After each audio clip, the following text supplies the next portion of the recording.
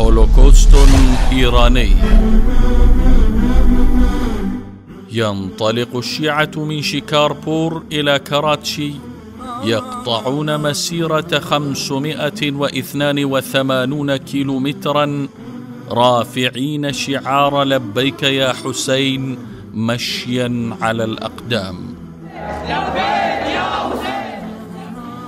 يعطلون عجلة الحياة لمدة 48 ساعة في أجزاء من ميناء كراتشي، الشريان الاقتصادي لباكستان.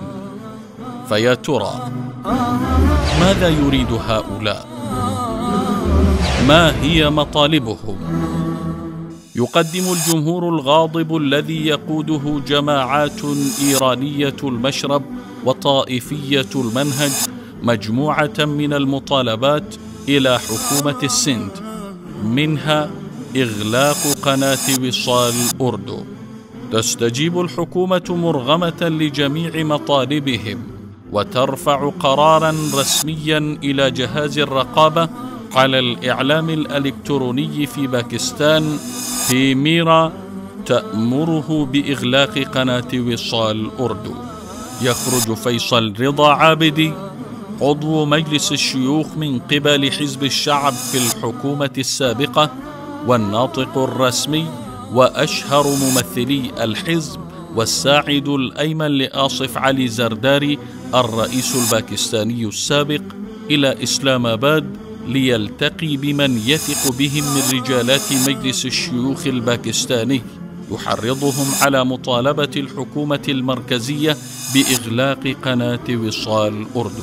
يا ليت شعري، ما الجريمة التي ارتكبتها قناة وصال أردو لترمى في وجهها كل هذه السهام المسمومة؟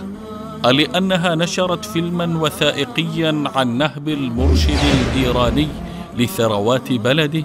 أم لأنها كشفت عن بعض المخططات الإيرانية في جر باكستان إلى الطاحونة الطائفية على غرار العراق وسوريا واليمن؟ أم لأنها حاولت أن تكشف للناس بعض الجرائم التي ترتكبها الميليشيات الشيعية كمختار فورس وحزب الله الباكستاني وجيش محمد الشيعي؟ يتمتع باكستان بهامش من الحرية تسمح لك بأن تنتقد جميع الأحزاب السياسية والجماعات الإسلامية وحتى رؤساء البلد وجميع المسؤولين، ويمكنك أن تناقش وتتحدث عن السياسات العدوانية التي تقودها العالم الخارجي. فأقلام السياسيين وشاشات الإعلام لا تكف عن نقد السياسات الأمريكية والهندية والسعودية والعربية نقداً لاذعاً، حقاً كان أو باطلاً، لكن الحبر يجمد والأفواه تصمت والحناجر تسكت عند الحديث عن إيران. لم كل هذا؟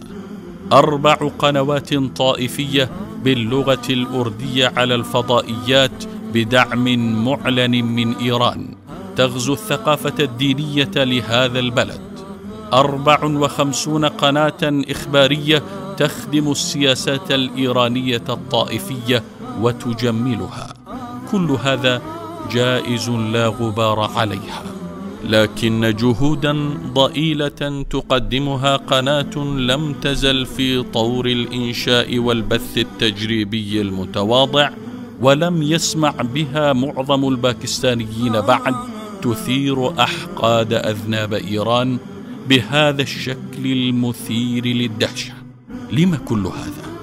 هل الحديث عن إيران وجرائمها أصبحت هولوكوستا صفويا؟ أم أن إيران تشعر بأن وصال أردو تحاول أن تخرج باكستان من خندقها الطائفي البغيض لتعيدها إلى جسم الأمة الكبيرة؟ أجل، حق لإيران أن تغضب وتجيش أذنابها للقضاء على أي نشاط إعلامي إسلامي مهما كان حجمه،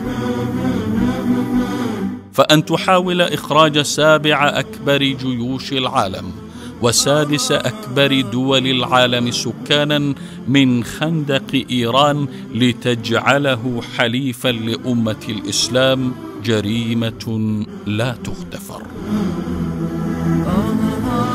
إذا حصر إيران بين تركيا وباكستان وأفغانستان فماذا يبقى لها؟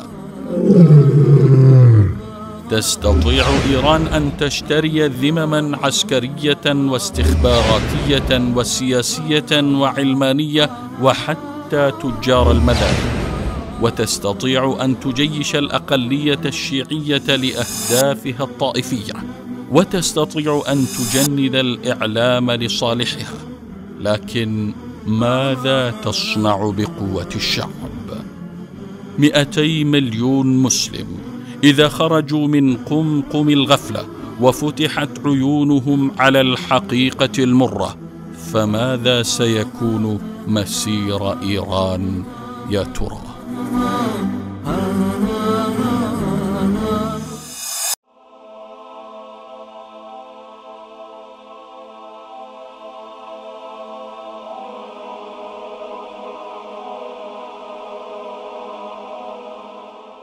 ईमान की किरण, हिदायत की शमा, रिसाल उर्दू।